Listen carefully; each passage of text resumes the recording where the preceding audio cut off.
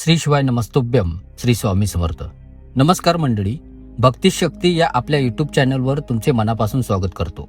मंडळी, प्रथम तर मी खेद व्यक्त करतो की बरेच दिवस झाले एकही व्हिडिओ अपलोड झाला नाही आणि म्हणूनच आज मी एक अत्यंत महत्त्वाचा आणि तुमच्यापैकी प्रत्येकालाच त्याविषयीची माहिती असणं गरजेचं आहे असा विषय घेऊन आलेलो आहे. आज आपण चेडेगोटे चिटकोळे यांच्याविषयी सविस्तर चर्चा करणार आहोत. मंडळी, तुम्ही हा व्हिडिओ पूर्ण बघा. मला खात्री आहे की चेडेगोटे चिटकुळे याविषयीच्या तुमच्या सर्व शंका दूर होणार आहेत. तर मंडळी, चला तर व्हिडिओला सुरुवात करूयात. यातील पहिला महत्त्वाचा मुद्दा, चेड्यांचे प्रकार आणि त्यांची कार्यपद्धती. सर्वप्रथम मंडळी, प्रथमतः तर चेडेगोटे हे दोन प्रकारचे असतात हे तुम्ही लक्षात घ्या आणि त्याचप्रमाणे त्यांचे काम करण्याची पद्धत देखील वेगवेगळी असते. आता हे दोन प्रकार कोणते ते समजून घ्या. पहिला प्रकार, देवी देवतांच्या बाजूला जे सेवक असतात, शिपाई असतात, खदार असतात, ते तिथले चेडेगोटे असतात. ते नेहमीच त्या देवतेच्या अधीन राहूनच काम करत असतात. दुसरा प्रकार, अघोरी प्रकार. जे लोक अतृप्त इच्छेने मेलेले असतात, अशा अतृप्त आत्म्यांना काही गोष्टींचे आमिष दाखवून विशिष्ट पद्धतीने एखाद्या दगडात, नारळात किंवा एखाद्या चांदीच्या टाकात सिद्ध करून तुम्हाला ते दिले जाते. मंडळी, हा झाला अघोरी प्रकार. यामुळे त्यांना कोणत्याही देवी देवतांच्या आज्ञेची गरज नसते आणि या प्रकारातील चेडेगोटे स्वतंत्रपणे कार्य करू शकतात. या गोष्टींसाठी ते सक्षम देखील असतात. मंडळी, यातलाच अजून एक प्रकार मला तुम्हाला सांगायचा आहे. तो म्हणजे तुमचेच पित्र हे तुम्हाला चेडा रूपात दिले जातात आणि ते सुद्धा जालिम स्वरूपात कार्य करतात. यालाच मंडळी बहुतांश भाषेत पितरी चेडा सुद्धा बोललं जातं. महत्वाची टीप सांगतोय, नीट समजून घ्या मंडळी. मंडळी, ग्रामीण भाषेत चेड्याला चिटकोळे देखील म्हणतात, हे सुद्धा तुम्ही लक्षात घ्या. काही लोक चेडा आणि चिटकुळे या दोन्हींमध्ये फरक करू शकत नाहीत किंवा फरक त्यांना काही समजत नाही, तर त्यांच्यासाठी चेडा म्हणजे चिटकोळे हे लक्षात ठेवा आणि हा चेडा चिटकोळा इतरांचं धन खेचून आणण्याचं काम करत असतो. आता हा कशासाठी वापरला जातो? व्यावसायिक आणि घरगुती वापर. मंडळी, आजकाल तर सर्रास बरेच लोक, व्यावसायिक उद्योगधंदेवाले आणि आपल्यासारखे सर्वसामान्य लोक सुद्धा चेड्यांना व्यवसायाच्या ठिकाणी, उद्योगधंद्यांच्या ठिकाणी किंवा काही लोक घरातल्या देवघरात देखील या चेड्याला जागा देतात. स्वतःच्या फायद्यासाठी या गोष्टींचा वापर देखील करत असतात आणि अशा गोष्टी घेत असतात. अशा कामांसाठी आता सांगितलेल्या मधील दुसऱ्या प्रकारातील म्हणजे जो चेडा भोग देऊन काम करतो, म्हणजेच अघोरी प्रकारचा चेडा जो मी तुम्हाला दुसऱ्या प्रकारात सांगितला, हा चेडा वापरला जातो आणि याच गोष्टी प्रभावी देखील असतात. मंडळी, आता मंडळी, हा चेडा आणतानाचे किती प्रकार असतात? हा किती कालावधीसाठी आणला जातो? तर बघा, कायमस्वरूपी की मुदतीचा. मंडळी, चेडा आणताना सुद्धा दोन प्रकार असतात. एक तर कायमस्वरूपीचा चेडा घरी आणला जातो आणि दुसरा मुदतीतील स्वरूपातील घरी चेडा आणला जातो. आता याबद्दल सांगायचेच झाले तर, अमुक मुदतीसाठी तुला नेतो आणि माझं काम झालं की तुला आणलेल्या जागी सोडून देतो, अशा वचनावर या चेड्याला घरी आणलं जातं. मुळात माझं तर म्हणणं आहे की एकतर कोणी अशा गोष्टी घेऊ नये, पण शेवटी परिस्थिती मंडळी सर्व गोष्टी करण्यासाठी भाग पाडत असते. जर एखाद्याला चेडा घ्यायचाच असेल तर तो मुदतीवर घ्यावा, कारण मीही आतापर्यंत ज्यांना ज्यांना या गोष्टी सांगितलेल्या आहेत त्यांना मुदतीवरच दिलेल्या आहेत.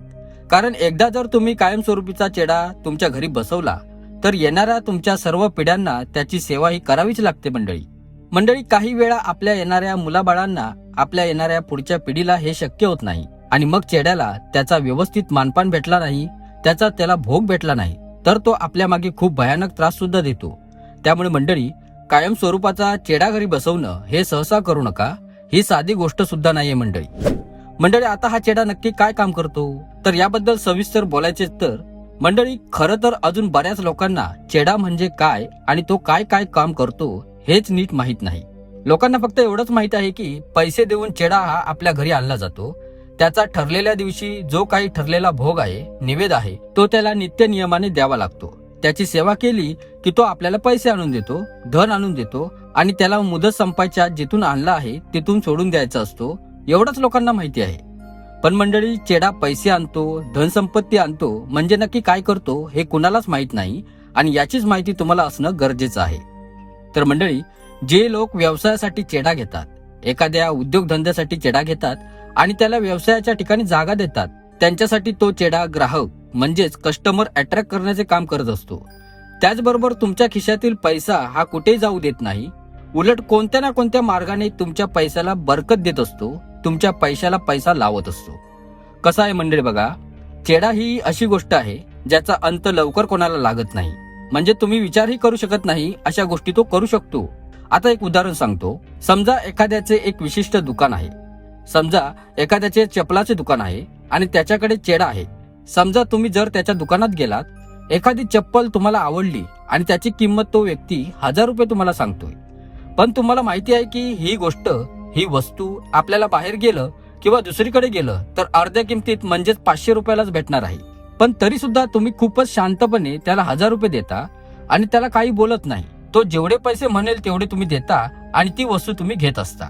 मंडळी, कसं असतं की लोकांना जरी माहिती असलं की इथं आपलं नुकसान होतंय, हा व्यक्ती आपल्याकडून जास्त पैसे घेतोय, तरी सुद्धा लोक तिथूनच वस्तू घेतात. त्यांच्याकडेच ग्राहक हे जात असतात.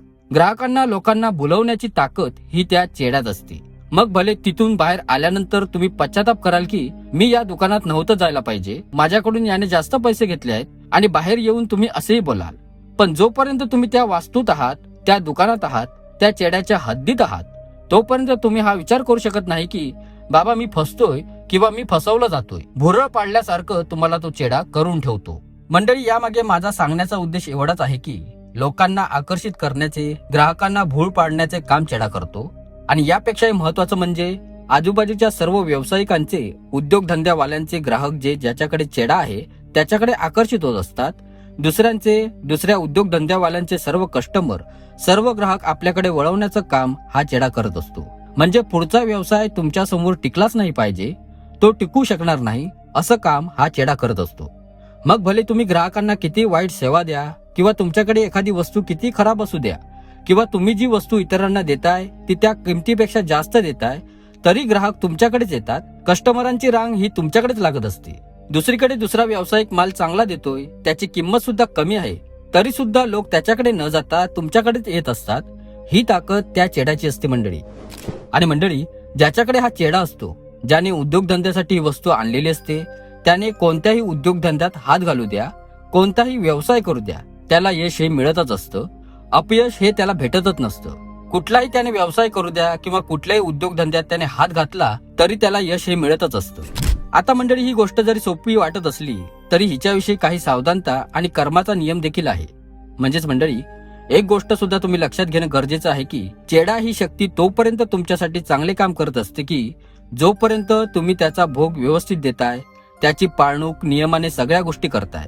पण ज्या दिवशी तुम्ही इतरांच्या वाईटासाठी ही गोष्ट वापरत असता किंवा लोकांचं वाईट करण्यासाठी या गोष्टीचा वापर करता, त्या दिवसापासून तुमचा उतरता काळ चालू होत असतो.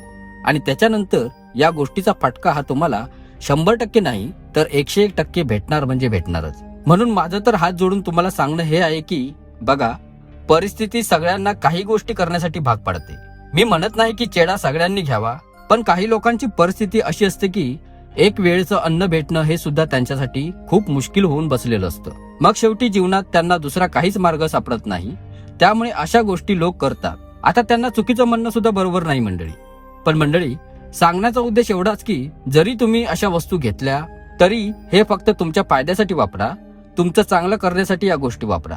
इतरांचं वाईट व्हावं किंवा इतरांच्या मागे हा चेडा लावायचा, दुसऱ्याला त्रास देण्यासाठी या गोष्टीचा वापर केला तर आज ना उद्या या गोष्टीचं फळ हे तुम्हाला भेटतच असतं. शेवटी परमेश्वर वरून सर्व काही बघत असतो मंडळी. तर अशा हे मंडळी की व्यवसायात चेड्याचा वापर कसा केला जातो, तो काय काम करतो हे तुम्हाला आता समजलं असेल. आणि घरात बसवलेला चेडा हा नेमकं काय कार्य करतो, त्याचा काय भोग असतो, याविषयी जर तुम्हाला माहिती हवी असेल तर या व्हिडिओला तुम्ही लाईक करा. लवकरच आपण या व्हिडिओचा दुसरा पार्ट म्हणजेच भाग 2 देखील बनवणार आहोत. त्या व्हिडिओमध्ये आपण या गोष्टी सविस्तरपणे बोलणार आहोत. आणि मंडळी, देवते किंवा अजूनही कोणत्याही वस्तूबद्दल, या वस्तू घेण्याबद्दल तुम्हाला जर काही माहिती हवी असेल तर डिस्क्रिप्शन मध्ये आपल्या कमेंट्स करा. आणि तुम्ही हा व्हिडिओ कुठून पाहताय हे सुद्धा मला नक्की कळवा. मी तुमच्या सर्व प्रश्नांची उत्तरं देत असतो. तुम्ही या आपल्या चॅनलला फॉलो करा, तिथे तुमचं प्रेम दाखवा. आणि तुमचे जर काही प्रश्न असतील, समस्या असतील तर त्या तुम्ही तिथे मला सांगू शकता. त्याचे नक्कीच उत्तर देण्याचा प्रयत्न हा माझ्याकडून केला जातो. आणि यासाठी मी 1ही रुपया चार्ज घेत नाही. जनसेवा करण्याचं काम हे माझ्या गुरुंनी दिलेलं आहे, त्यासाठीच मी हे सर्व कार्य करत आहे.